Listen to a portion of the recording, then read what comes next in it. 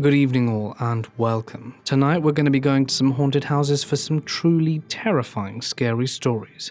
So strap in. Don't forget to subscribe, press the bell icon and like for more creepy content 4 times a week. I'm also accepting art submissions, so feel free to email me your art. The next person who sends me a creepy piece of original haunted house art will have it featured on Instagram and on the video. And subsequent art submissions may also be featured, so go nuts. But for now, it's time to get comfortable and let the darkness take control. I've always known that unexplained entities exist in this world. I've never had a significant experience such as an apparition, and I'm thankful, because I'd rather not, to be honest. But I've experienced minor things here and there. 2 experiences I can recount occurred at my Oma, which is the German word for grandma, and Opa's house, here in Hawaii, Kauai. I've also had quite a few family members share their more terrifying experience with me over the years, which also happened in said house. But let's start with my own, from my most recent experience. I am currently a 27-year-old female. Ancient, I know, and would often sleep over at Omar's house from 5 to 15 years old, mostly on weekends. I enjoyed being there, as she and I were really close. She spoiled me from when I could first talk, up until she lost her memory to dementia. Yeah, that depressing, evil disease that causes everyone you love some major suffering, as you slowly forget who you and your family members are. She was a huge jokester, always laughing, farting, tickling, making sarcastic remarks, and jumping out to scare any and all of her family members. It was a Friday night. I was 14 years old.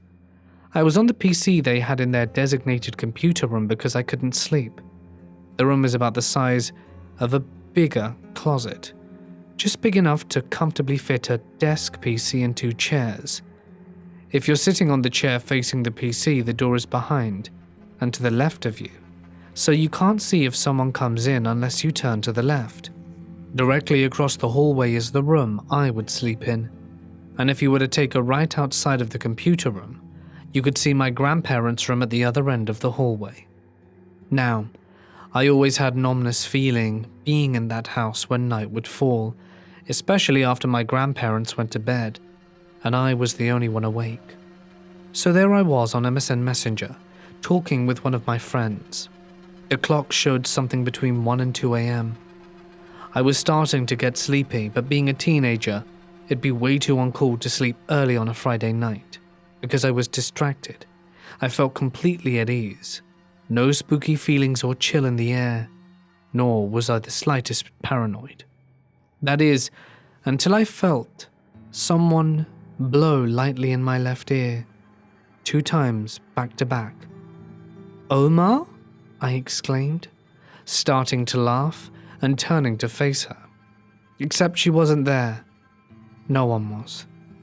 "Omar," I called while standing up in the chair, fully expecting her to be hiding in my temporary room, as I peeked in ready to surprise her. But it was empty. I then started to look down the dark hallway, knowing her room door would be open, which would prove she had snuck out to scare me. Closed? The door was closed. She always slept with it closed. She hadn't been the one to blow in my ear. My grandpa certainly isn't the type to play pranks on me. He's a hard-ass old-school guy from the Philippines. This is the last thing he would do, nor is he fast enough to pull this sort of thing off. I was the only person in the house aside from them. If it wasn't either of them, who was it? Has anyone else ever felt anything like this that didn't involve touching? My second encounter happened several years before this one. It was a holiday evening sometime back in the mid-2000s, and all of my Omar's children, 1 out of the 4 being my mother, their spouses and their children, were over. I was around 9 years old and filled with energy. My cousin Derek, around 7 years old, and I were tossing a tennis ball back and forth in the house on the first floor. Everyone was either in the living room, kitchen, or in the front yard. There was a carpeted staircase that ran perpendicular from the living room and straight up to the second floor. From the bottom of the staircase, you could see most of the living room and obviously up the stairs. From the top of the staircase, you could see the stairwell down to the bottom and a small fraction of the living room. It consisted of about 15 stairs and had its own light bulb so no one would have to blindly walk the stairs at night. We decided to move the ball tossing to the stairs because why not? I was on the very top and Derek at the bottom.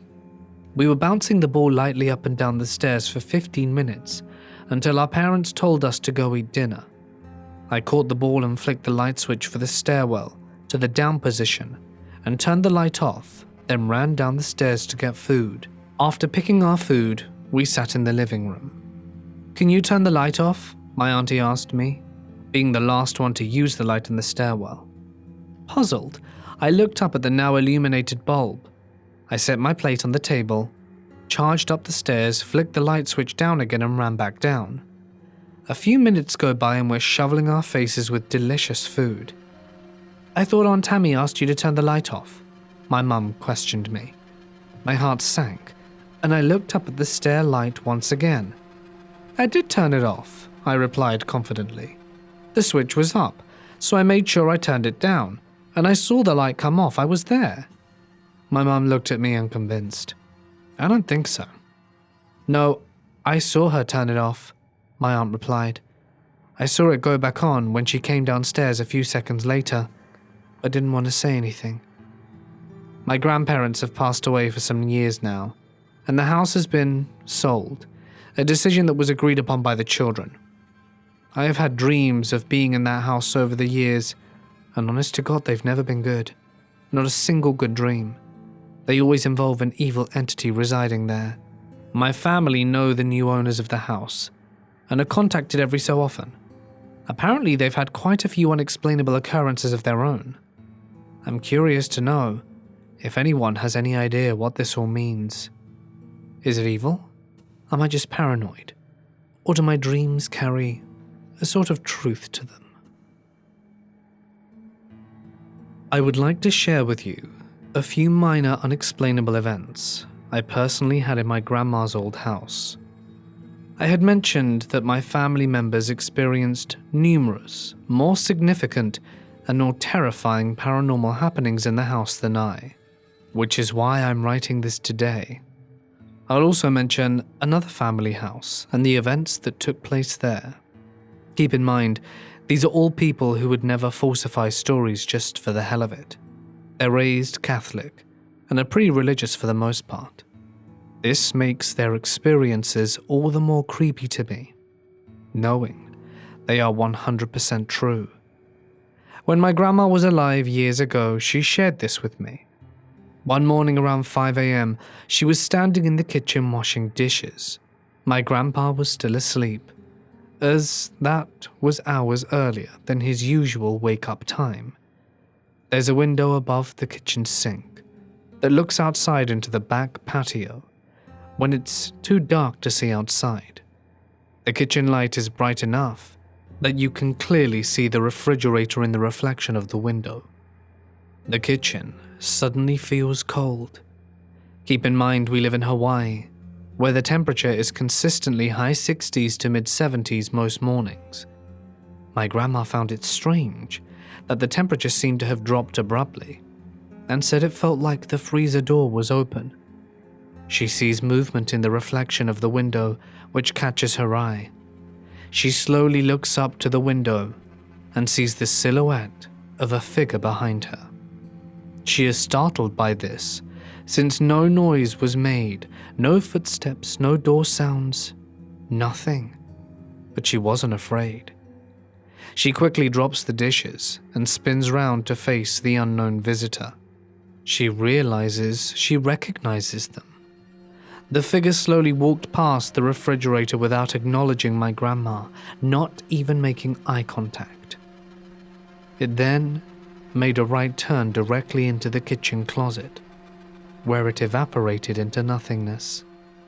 My grandma's head was spinning, because she had just seen her mother her mother, who she last saw in Germany, where her and her family are from. Her mother, who she hadn't seen in decades. Her mother, who had passed away several years before. My grandma hasn't had any other experiences as far as visual encounters, but would swear up and down that she would often feel her father in the house, mostly when she was getting ready for bed. Her and her father were very close, as she was supposedly his favorite out of all of her siblings. Her father was in the German army that hated the Nazis, and she would remember having to hide in their attic during the war. My grandma says when she was a little girl, her father would tickle her feet when tucking her in at night. After she moved to Hawaii with my grandpa and her father passed away, I'm sure you can guess where I'm going with this. She recalls numerous nights of feeling her father's presence and his hands tickling her feet when they would be exposed from under the covers. She was never afraid, and in her heart knew this was him. This thoroughly creeped me out, and for this reason I never sleep with my feet hanging out to this day. My Aunt Tammy has had paranormal experiences for as long as she can remember. For some odd reason, she was always extremely sensitive to the paranormal. Years ago, Aunt Tammy and her kids, my cousins, Chanel and Derek, lived in a very old plantation house that was previously owned by one of the sugarcane workers. He was an old man and had an alcohol problem. From what they were told, he apparently hung himself in the backyard on a mango tree. That was still there when my aunt moved in. The house had always had a very eerie vibe, no matter the time of day. I visited tons of times to hang out with Chanel and Derek, and just never felt comfortable there. I didn't know of the happenings going on at that age, so all the feelings were just whatever to me. It just always felt sort of dark, and like something was going to happen. It was a small, aged, 2-bedroom, 1-bathroom, creaky house with wooden floors. Everything that had a door would make a noise. You couldn't take a step in that house without making a sound. Aunt Tammy was home alone one night. The kids were sleeping over at a relative's house, so she was enjoying the quiet time to herself. She got up from the couch in the living room where she was watching TV to get to her scented lotion that she swore she had left on the kitchen table. After scouring the area around the table and the kitchen counters, she headed into her bedroom. Having no luck in there or in the bathroom, she gave up and walked back into the kitchen. She stopped dead in her tracks and scanned the entire kitchen in awe. Every single cupboard and drawer was open wide. Confused and freaked out, she started to close them, when out of the corner of her eye she spotted something on the kitchen table. It was the bottle of lotion she had been looking for. She questioned how all of this even happened when she hadn't heard a single noise while in her bedroom. As mentioned earlier, the house was old and noisy, so sneaking around was out of the question. Derek would often complain to Aunt Tammy that he always felt watched in that house. He was around 7 years old, so no child typically has the feeling of being watched just out the blue. He would tell her that he hated showering, and this only happened in that house. She would have to hang out in the bathroom and talk to him while he showered because he just couldn't do it. He was genuinely horrified. Derek had his own set of experiences living there. He would be asleep in his room and wake up scared out of his mind because he heard breathing, then felt the hot breath of someone or something behind him. He would get up to see there was no one in his bed but him. If his sleep wasn't interrupted by ghostly breathing, it would be the heavy bootsteps. The floorboards would creak, in addition to what seemed like boots slowly making their way to his open door, then stopping once they reached his room. He would stare out into the hall from his bed, expecting to see someone, but he never did. My parents lived in that old plantation house for a few months before myself or my cousins were born, because they needed a temporary place to stay. My parents were the only two in the house one night, and they needed to jump in their car to run an errand. My dad got up and accidentally dropped the car keys behind the bed. Hearing them hit the floor, he moved the bed to pick them up. My dad made a puzzled expression and asked my mum what the problem was. He pulled the bed to the other side of the room to make sure it wasn't caught on one of the legs and asked, "Where did they go?" My mum looked on the floor where they both knew for certain the keys should have been, and was just as confused. They flipped the mattress, took the sheets and blankets off, shook them, and still couldn't find the damned keys. They double-checked their pockets, shirts, everywhere in the room. They were extremely frustrated because there was no doubt the keys were in his hand and should have been on the floor when they heard them drop. They were out of ideas, so they went to check around the rest of the house, knowing damn well it couldn't have been anywhere but in that room. After a half hour or so, they gave up the search and walked back to the room to reorganize the mess they made. Sitting on the naked mattress, which was hanging halfway off the bed, were the missing keys. My parents lost their minds and were so shaken by this that they left the messy room as it was, grabbed the keys, and slept at a friend's house for the night. My Aunt Tammy is currently living in a rented house on a nice piece of land about 20 minutes from where I live. She says she loves that place, and it's the perfect size for her and her on and off boyfriend. The house does have character, however. Several months ago, she was alone in the house in the living room. My cousin had been over and had just left a few minutes prior. She suddenly hears something light and metallic sounding moving on top of her table. She quickly looks for the noise and sees movement. It was the lampshade, lifting up a couple of inches higher than the light bulb. As soon as she gasps, the lampshade drops back into place, making an even louder noise. She gets up to inspect it. She confirms that she wasn't just imagining things, because the lampshade was now crooked and had to be readjusted to its correct position. Just a few months later in the same house, my Aunt Tammy had an extra bedroom that she was renting out to our cousin, Kavika. Their rooms are on opposite sides of the fairly big house, so they rarely ran into each other. One night, Aunt Tammy was alone in bed, just about to fall asleep, when she heard a loud force hit her door, as if someone punched it as hard as they could with their fist. She jumped out of bed and ran to her door, swinging it open. There was no one there, so she stepped into the living room and inspected the rest of the house. It was quiet, and everything seemed to be in its place.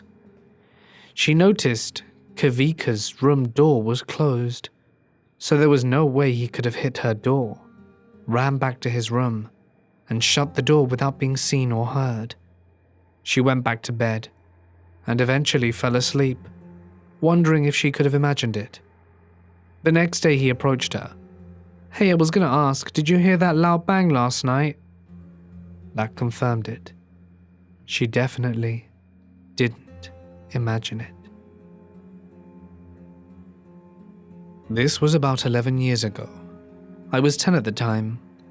Every summer we went to a small town in Southern California and worked at a fair for our family business.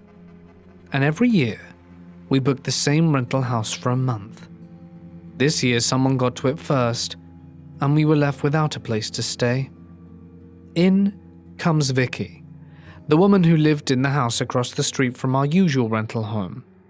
She was taking a trip to Los Angeles and asked us to house sit for her.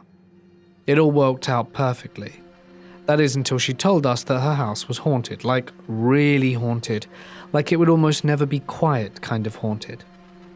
Her house was built over a Native American burial ground, an ancient one.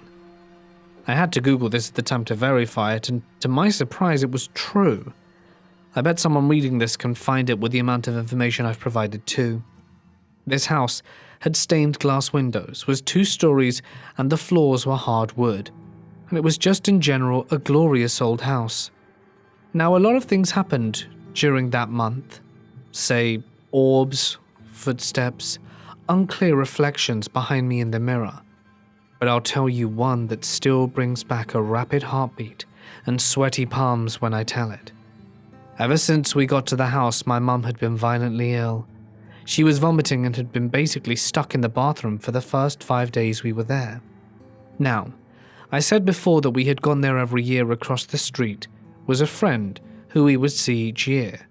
Her name was Phoebe, and she had a little brother called Jacob, who was the same age as my little brother. Phoebe and I decided to make sick soup for my mother, who was laying in the bathroom down the hall from the kitchen. We made the soup for about 20 minutes while our little brothers were on the couch watching TV. I distinctly remember the happy, bright vibe of the kitchen at that moment. Phoebe and my laughs were filling the house as we were cleaning up dishes from the soup making.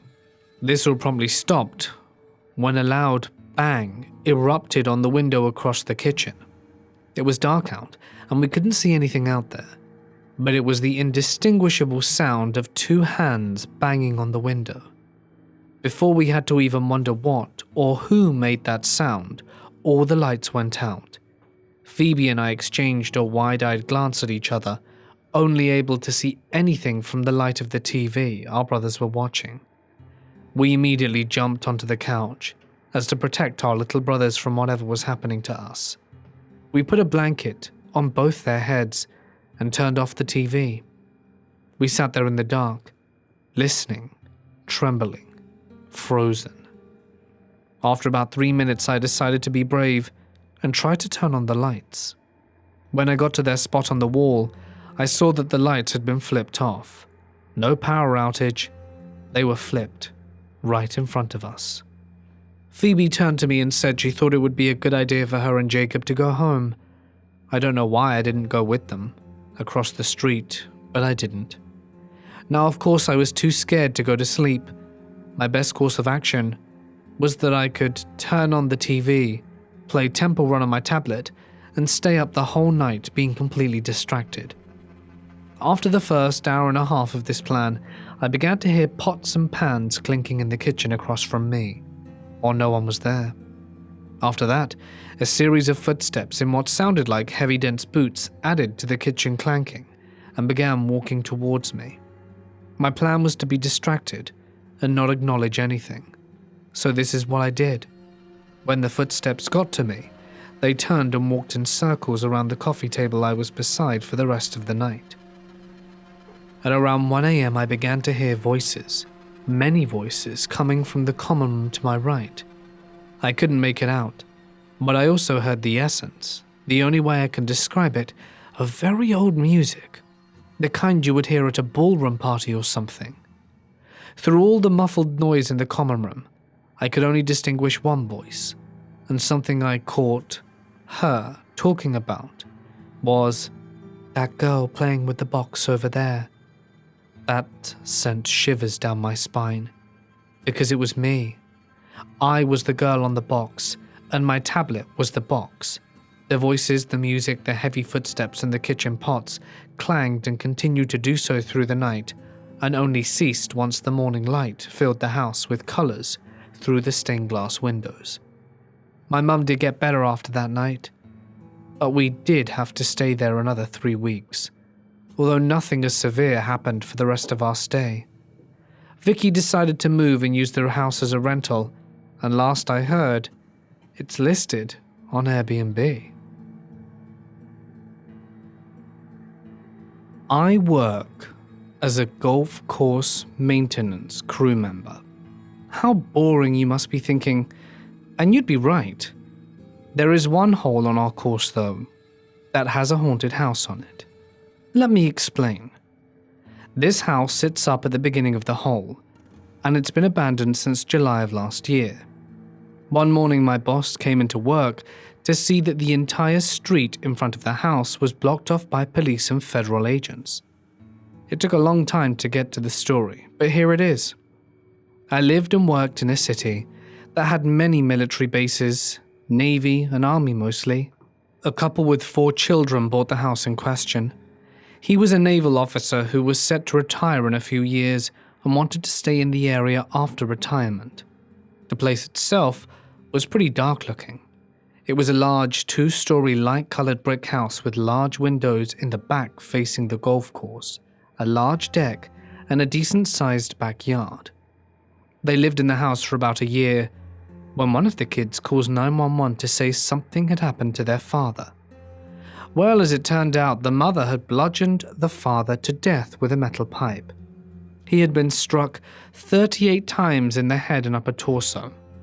Those federal agents I mentioned earlier, they were from the Naval Criminal Investigation Service. Yes, that NCIS.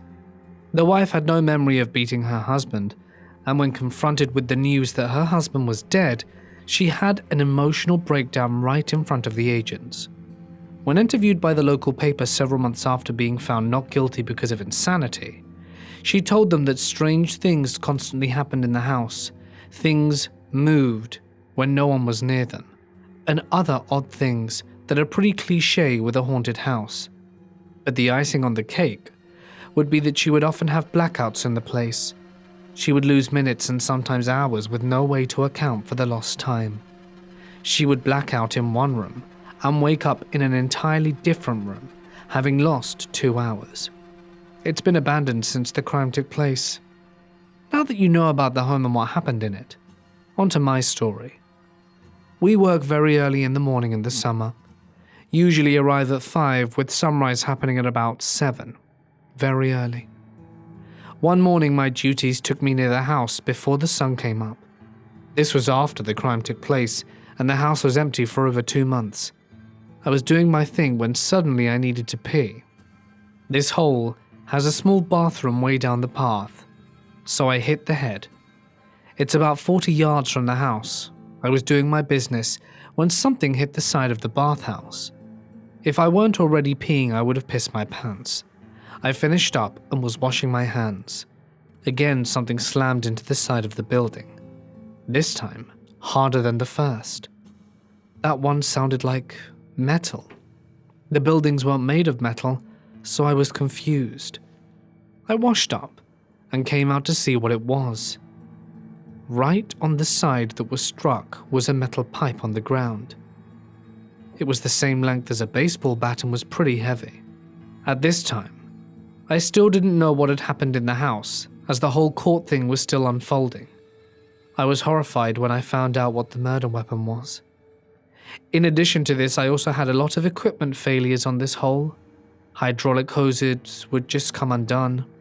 Engines would stop for no reason, but start up again as soon as they were back at the shop.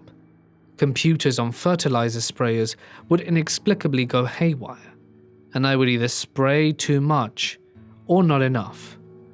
But the piece de résistance was one morning at about 5:30. It was still dark, and I had to go by the devil house, as we all came to call it, and I happened to look up at the house and slammed on the brakes of the giant machine I was using in pure shock.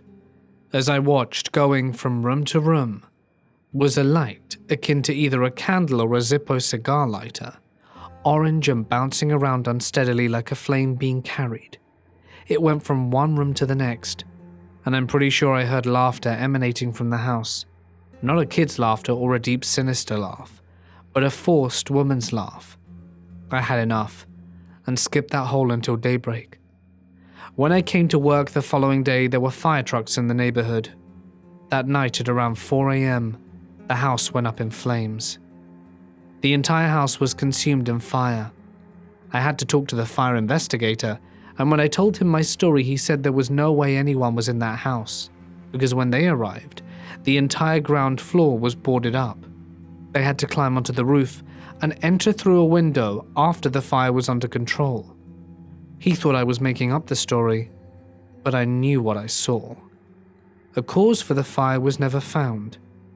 Strange things still happen around that house. It's still abandoned, and now spots soot on the windows, charred window frames, and a smoky smell when anyone gets too close. Years ago, maybe 2010, my family and I were in a rental house in a gated community. Because we had just left our previous house and my family was growing from 4 to 6 members. Understandably, we needed a house more accommodating to our growing family, and we wouldn't have any pets for about 2 more years. So no cats, dogs or birds were living with us in the rental.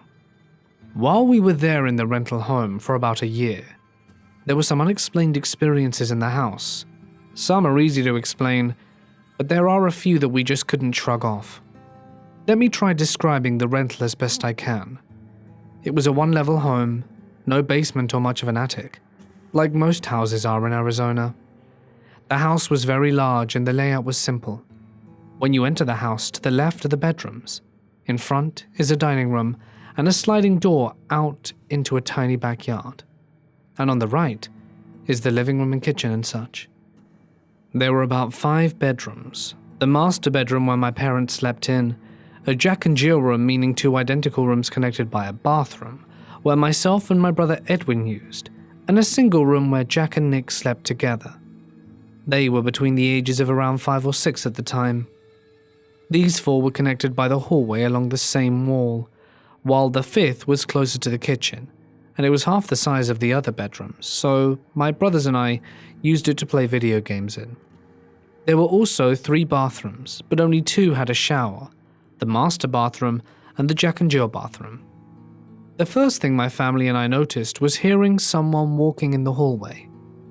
The hallway didn't have any carpet like the rest of the house, so it was loud enough to sort of echo. It may have been the air conditioner, but it sounded so much like someone was roaming the hallway. Countless times I would mistake the sound for my parents or brothers, but no one would be there when I looked, so it just felt more comforting to claim it was the air conditioning.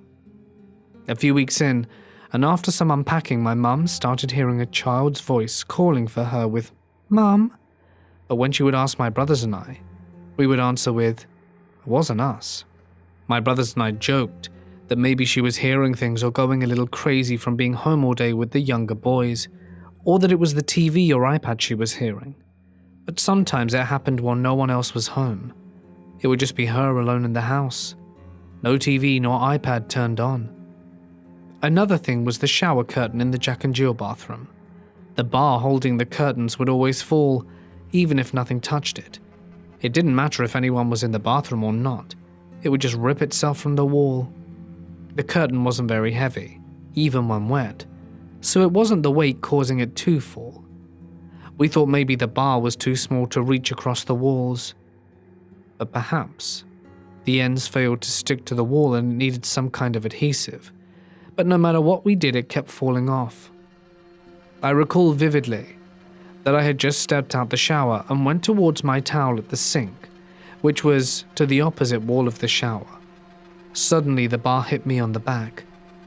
It was at least 2 feet from the shower, and it only hit me. I started using the shower in my parents' bathroom after that, but my brothers still used the Jack and Jill shower. I think they would take down the curtain before showering though, and the floor would always be soaked afterwards. During this time, my brother Jack would wake up at some point in the night to crawl into bed with my parents. It wasn't uncommon for my parents to wake up to Jack asking to crawl into bed with them in the middle of the night. My dad would be a little grouchy due to this, understandably, as Jack was almost 7 years old, and he didn't exactly lay still while sleeping. Jack tended to kick or swing his arms around, like he was clapping or punching as he slept. One night, both my parents felt someone at the foot of the bed, like someone was sitting by their feet. Thinking it was Jack, my mum pulled the blanket down to let him under, but whoever it was at the foot of the bed didn't move. My mum looked to the end of the bed, thinking maybe Jack was scared to wake up Dad again. Yet, there was no one there, but there was still an impression in the bed. She woke up Dad and they both got out of bed to look for my little brother. even checking under the bed, but neither of my little brothers were anywhere in the master bedroom. My mum then looked into each of our bedrooms, finding all 4 of us in our own rooms still asleep. Neither Jack or Nick had left the bed that night. We moved out of the rental house later that year, but the activity didn't end just yet. Whatever it was seemed to follow us into the new house. Once again, I had an experience in the shower. I was washing soap out of my eyes under the running water using both hands when I felt someone grip me by the hip. Shocked, I ignored the soap in my eyes to look, but no one was there. When I got out and looked in the mirror, I had a mark the shape and size of an adult's hand. I couldn't tell if it was a right or left hand, but it was definitely a hand. During some nights as I sit in bed, I would feel someone next to me. I would feel that presence touching me by my breast, but I would be wide awake and no one would be in the bed with me. Lights on and off, it didn't matter to whoever this invisible groper was. It was uncomfortable to be in my own room. Maybe it's because I'm a girl, but it seemed to really like being around me. This happened so often I would just shout, "Enough!" at whatever it was. And it did stop as soon as I gave the order, but it would happen again sometime later, or the next night. Just a few months after moving in, my brother Edwin was sick at home with pneumonia. He was allowed to be home rather than stay in the hospital, but he was borderline bedridden. His bedroom door was open maybe halfway when he saw someone walking in the hallway outside his door. Across from his room is mine, which Edwin claimed the figure walked out of. Edwin thought it was Jack, but when Edwin called out, no one answered. Minutes later, Mum came home with Jack, Nick and myself after picking us up from school. I believe it was 2013 or 14 when we had 2 dogs, Beagle Spaniel mix, so small dogs, in the new house with us. They both didn't like strangers and would start barking at whoever they didn't know. One day I was in the living room alone with the dogs when they both started barking into the hallway, but when I checked there was no one in the hallway that I could see. Finally, the last experience I can remember was during a weekend or sometime during a school break. I was awake at around 1 a.m. in the living room on my laptop watching, ironically, an Australian ghost hunting show on YouTube. I had one earphone in when I heard shh in my left ear. I replayed the video a few seconds back but never heard the shh again, so it wasn't from the video. Feeling panicked, I turned off my laptop and for some reason said aloud, "I'm going to bed," rushing to my bedroom, feeling like someone was behind me the whole way. By the time I was in high school, about 3 years since the rental house, the activity died down. However, my history teacher told the class about the discovery of a mummified man who was found by local hunters. I'm not sure how long the body was out in the desert, if the body was identified or claimed, or if it was connected to the strange activity in any way. My thought was maybe whoever this man was once lived in the house, or if his body was near where I live now. But I thought I would mention it just in case. Nowadays, we haven't had any unnatural experiences, so I believe whatever it was returned to the rental house, or it left because my family and I became born-again Christians and didn't want to be around us anymore. The only thing nowadays has been a tapping or knocking outside my bedroom window on a random night, which I still haven't been able to solve. Hopefully I can record the noise when it happens again, but I can't guarantee, as it happens on random nights, usually around 1 or 2 a.m. When my girlfriend and I moved into our current house, we were thrilled. It's a Victorian terrace house, spacious and with original features, mosaic hallway floor, fireplaces, that sort of thing. Given the reputation of Victorian buildings, we should have been prepared for the possibility of a resident ghost. We weren't, though. In my religious beliefs, ghosts are not actually human souls. Those move on to places beyond the perceivable universe, but rather demonic manifestations. Therefore, I was certain that the apparition was malevolent from the first moment I laid eyes on it. At about 3 a.m., I was awoken by the temperature in the room plummeting. I could see my own breath, and there was frost forming on the window. Although it was winter, this chill was still anomalous. It came suddenly and lasted no more than an hour, and our neighbors did not experience it concurrently, or at least not that they noticed. Then the figure appeared. It seemed to form out of the moonlight, seeping through the frosty window, and quickly became denser, though remained see-through. It walked, or arguably floated, parallel to the bed, and phased through the door to the landing. I say arguably floated because although it moved as in taking steps, its legs were increasingly wispy towards the floor. I turned to my girlfriend to see if she may have seen it too. She was twitching and very quietly muttering in her sleep. I put my ear close to her mouth to try and make out the words, but mostly could not. The words may have included blood, sheep, and circle, but I cannot be sure. It may have been my brain creating a false pattern out of chaotic information. The temperature began to pick up again, and with it, my courage increased. I slipped out of bed to see if there were any signs of the entity out in the landing. When I opened the door, it was standing right there looking at me. I shouted, and the entity flew at me, dissipated, and seemed to pass right through me. A most uncomfortable feeling. My shout had jolted my girlfriend awake, and she saw me fall back onto the floor. I don't remember falling. I may have passed out briefly, and I came back around as my girlfriend was trying to pull me over to the bed. Similar incidents plagued us for several weeks, and it was not long before she was seeing the horrible ghost as well. There were also smells of smoke from the unlit fireplaces, quiet bell sounds from indiscernible directions, and even a possible tearing of some wallpaper, though there is a slim chance that a neighbor's cat may be responsible for that one. Eventually, we were thoroughly fed up from being spooked. We purged the house with water aspirations, candles, and prayers, and hung up religious imagery. Gradually, the activity seemed to decrease. It's been many months now since our last paranormal disturbance. I dare say some people will question the connection between our purging and the end of activity, my conflation of ghosts and demons, or even a supernatural cause of the activity in the first place.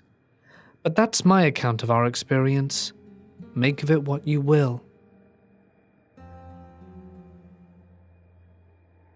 We live in a very old house, and I have lived here since I was 4. I am now 22. A lot of odd things have happened here, the main one being that I woke up in the very early hours of the morning to see a young boy messing around with the sink that I had in my room at the time. He wasn't looking at me, and he seemed almost not there, but I could see him. When I managed to pluck up the courage to go and see my parents, I left him in my room. My parents were very understanding. Turns out years later, when they told my sister and me that we had quite a few spirits in the house, and I described this lad to them, and they said they'd seen him, and they knew I wasn't making it up. There was always singing in the house too. Never an actual source, just humming and singing floating around the house. My sister, mum, and I have had things go missing and turned up in the attic, or in a room we were frequently using. For example, my mum was going in and out of a room, and upon her return, her diary, which had gone missing a few days earlier, were just sitting in the middle of the floor, despite not being there moments earlier. A lot of these I was too young to understand, but when my parents sat us down and told us everything, it scared the hell out of me for a good while.